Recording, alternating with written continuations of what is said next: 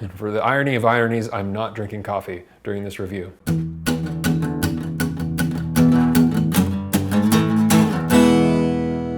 than food, man. Good evening, everyone. Welcome to Better Than Food Book Reviews. I'm your host, Clifford Lee Sargent. Great to see you as always. Hope you're doing well. So after reading Henry Miller, I said I was craving some realism, so I decided it would be time to crack open some Honore de Balzac. This is the first of his that I've read, a collection of 2 short stories in a beautiful NYRB edition. I am partially sponsored by them. They send me free books. However, I picked this one up myself. So it's a fine, beautiful evening out there. Good time to crack open a can of wine. So this book has 2 short stories. It has the eponymous The Unknown Masterpiece, Le Chef d'Oeuvre Inconnu, and Gambara, which is the second. The Unknown Masterpiece was good. Not astonishing, but interesting. And Gambara, the second short story included in this collection, had some good moments as well. They're very similar, actually, though Gambara is slower going than the first. Balzac had some interesting ideas about art, painting, and music. Quote from him is, "What is art? Nature concentrated." That very much comes into play in maybe more explicitly in Gambara. There's a whole, you see, both of these short stories actually they're about artists. One is about a painter, the other one is a musician. Fraunhofer is the painter in The Unknown Masterpiece, and Gambara is the musician in Gambara. And they both have these monologues discussing their craft, one painting, the other music. And you can definitely spot the similarities. Even though these short stories were written, I think one was 1831, the other one was like 1837, so there's a gap between those, but stylistically, yeah, very similar. But regarding The Unknown Masterpiece, a couple of extremely famous painters were influenced by this story. Those would be Paul Cézanne and Pablo Picasso, and we'll talk about that in a little bit. It's great when literature can intersect with other mediums and you get to learn more about them. And certainly if you read this book, you're going to learn a bit about painting and about music, and specifically classical music and composition and yeah, I'd like to reread them actually for that reason. The more I think about them, the more I sit with them, the more I like them. Balzac is a very famous French author who wrote in the 1800s. He influenced many people such as Flaubert and Proust. He was influenced by Sir Walter Scott. If you've ever read Ivanhoe, not my thing, I have. Romanticism becomes tedious for me. Meh. But I like Balzac's realism, even though sometimes it strikes me as kind of shallow. Like he was on the right track, but he could have gone further, you know? But his story is a fascinating one. He tried to be many things before he was a writer. A lawyer's clerk, printer, politician, and he failed at them all. He had a difficult upbringing, often being punished at school and sent to this place called the alcove for detention. It was like a cell or something like that, it seems. But he got a lot of reading done there. He also almost tried to kill himself at 14 or 15 by jumping off a bridge. Yeah, so it was serious. He then went on, however, to become a very, very well-known author, highly influential, writing a large body of work, much of which was collected under the title La Comédie Humaine, which I would like to read, and I believe NYRB has an edition of that, so I'm going to pick that up sometime and read some more. I like this. It wasn't my favorite, but it was enough to keep me going. So yeah, these are a couple of short stories he wrote. The Unknown Masterpiece in 1831 and Gambara in 1837. There will be some spoilers in this review. I think you'll be okay even if you know. Onward! The Unknown Masterpiece is the story of a young painter, Nicolas Poussin, I believe, who meets these other 2 painters, Pourboux, or Pourbous, I'm not sure, who was a real painter, I believe, and Fraunhofer, who is this old, fictitious painter, this slightly cantankerous, aging painter, who has been painting a picture of a nude woman for something like a decade, obsessed with getting her to come to life, right? To get her to lift off the canvas, to get it perfect. He's been obsessing over this painting for a very long time. He chastises Pourbous in front of Poussin, calling this painting that he's working on just flat. Well, I'll read you the description. It's the best part of the story for me, as it illustrates, that it's not just about technique. That's what he's trying, that's what Fraunhofer is trying to instill in Poussin, it seems, by chastising this other guy. There's something else that goes into painting to get it to appear real. There's an element that is missing from the canvas by Pourbous. So, check it out. Your lady is assembled nicely enough, but she's not alive. You people think you've done it all once you've drawn a body correctly and put everything where it belongs, according to the laws of anatomy. You fill in your outline with flesh tones, mixed and advanced on your palette, carefully keeping one side darker than the other, and because you glance now and then at a naked woman standing on a table, you think you're copying nature. You call yourselves painters and suppose you've stolen God's secrets. Brr! Brr! A man's not a great poet just because he knows a little grammar and doesn't violate usage. Look at your Saint Pourbus. At first glance she seems quite admirable, but look again, and you can see she's pasted on the canvas. You could never walk around her. She's a flat silhouette, a cutout who could never turn around or change position. There's no air between that arm and the background, no space, no depth, yet the thing's in perfect perspective and the shading correctly observed. For all your praiseworthy efforts, I could never believe this splendid body was animated by the breath of life. If I were to put my hand on that breast, firm and round as it is, it would feel as cold as marble. No, my friend, blood has never flowed under that ivory skin. The veins don't weave their mesh of crimson dew beneath those transparent temples and that fragrant bosom. Right here there's something like a pulse, but over here it's motionless. Life is at grips with death in every pore. Here it's a woman, there a statue, and everywhere else a corpse. But tell us how you really feel, Fraunhofer. Then he actually changes the painting in front of them, right? Improving it, so he's not full of it. He knows what he's doing. He's actually a great painter. But Fraunhofer cannot finish his own painting, which he's been working on for 10 years or something. And he needs a model. He plans to seek out the perfect one, traveling far if necessary. It's revealed that Poussin has a gorgeous mistress. Flawless, beautiful. So Poussin and Fraunhofer work out a deal. Gillette, Poussin's mistress, will be Fraunhofer's nude model so he can finish his painting. The deal is that Fraunhofer will show them his painting, his unknown masterpiece, which he's been working on for so long. Gillette, however, Poussin's mistress, is extremely conflicted, being a modest woman, but agrees knowing that Poussin is deeply passionate about painting, and so she's trying to do it for him, basically. So she agrees, she's doing it for him, but she's very, very conflicted about it. Poussin, knowing Gillette's modesty, but also Fraunhofer's genius, is on the fence and indecisive as well.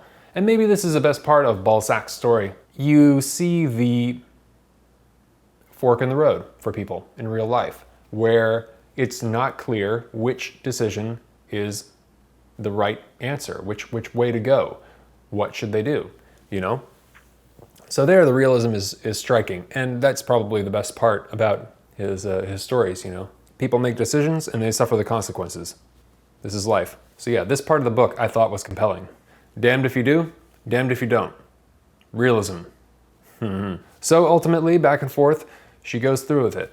She does it, and ends up hating Poussin because of it, her original fear. And, now this is a spoiler, right? That was a spoiler, but this is the big spoiler. It's revealed that Fraunhofer's woman that he's been painting, this portrait that he's in love with, that he's obsessed by, is just a blotch of paint.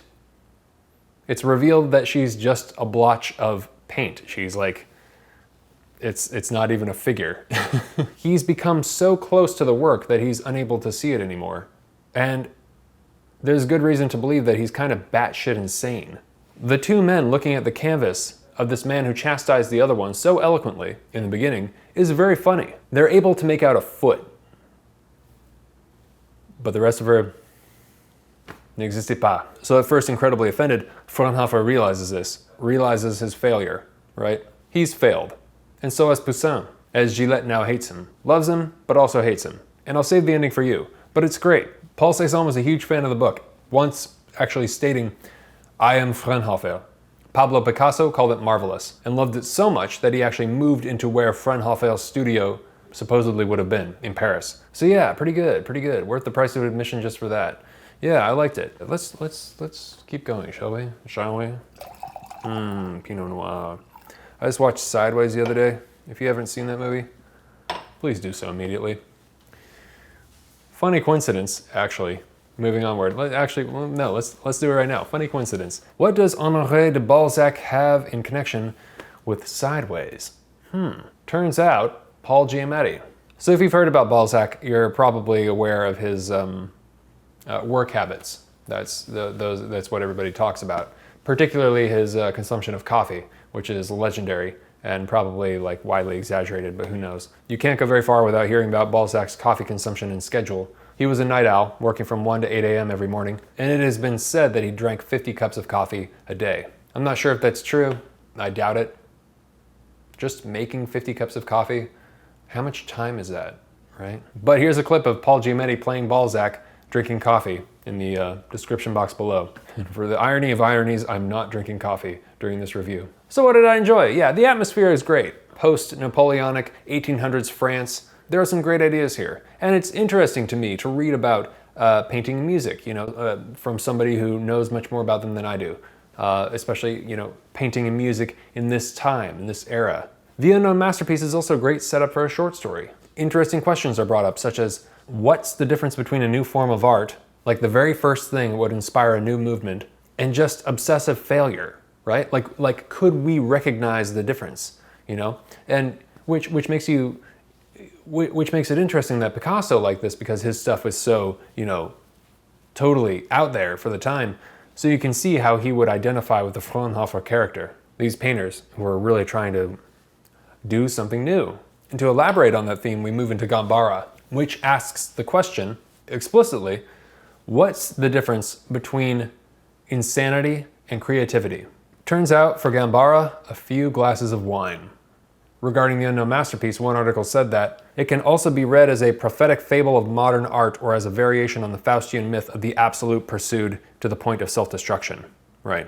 So this theme is continued in Gambara. One day, an Italian count named Marcassini follows a woman named Andrea. He's attracted to her and he follows her home, and meets her husband, Gambara, a composer who creates his own instruments, and while sober, creates a hideous racket with them, like insufferable. But after drinking wine, after getting drunk, transforms into an astounding musician, as if his creative madness is tempered by being drunk, so that mere mortals can understand and appreciate his compositions. So he does his job better when he's drunk, just like me, but if my work was actually good. So the Count discovers their story of poverty and madness. They're poor, she's working to support them. Gambara is basically insane. And after trying to help them, at one point plying Gambara with wines, spoiler, warning, the Count proceeds to eventually steal Gambara's wife, then leaves her for a dancer. And she returns to Gambara, a shell of a woman. And she was very dedicated to Gambara before that, She was working very hard because she believed in him. She believed in his talent, even though he was insane. But she was putting up with so much, so it's that part's kind of heartbreaking. One could definitely read the stories as an account of the crazy shit women have to put up with from artistic men. I don't know. I'm curious if that's how Balzac felt, If he, if there's some true to life stuff in here, I wouldn't be surprised at all. But Gambara did have a great passage though, where he's talking about music. Very, very similar to Fraunhofer, but I'll leave that for you to discover on your own. All right, so what did I dislike about the short story? I have mixed feelings on it. It's not my favorite, and it sounds like there are better stories from Balzac. It has this didactic, argumentative tone, which can be repetitive and boring. Gambara just really drags in the beginning, right? I found myself glazing over. It started to pick up, more and more if you get into it, if you get in there, get in the music. That's what I wanted to happen the entire time. It's like, just pick it up, Balzac. I know you're drinking coffee. Come on. It's just trying to convince you so much, It's just so declarative, so objective, realism.